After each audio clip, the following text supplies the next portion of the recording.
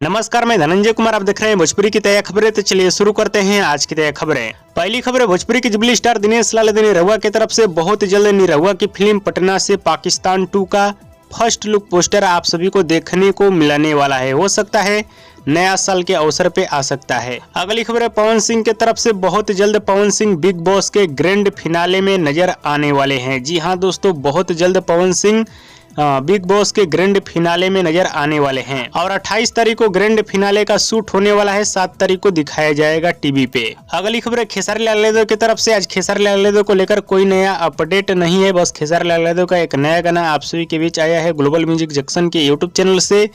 जो लोग अभी तक नहीं सुने हैं जाकर सुनिए और देखिए और बताइए गाना कैसा लगा। अगली खबर है, अरविंद अकेला कल्लू की तरफ से जिनका एक बहुत ही शानदार और बवाल गाना आप सभी के बीच आने वाला है, जिस गाने का नाम है गद्दापन आजादा। इस गाने को रिलीज किया जाएगा 22 तारीख को सुबह 7 बजे कल्लू म्यूजिक वर्ल्ड के यूट्यूब चैनल पे।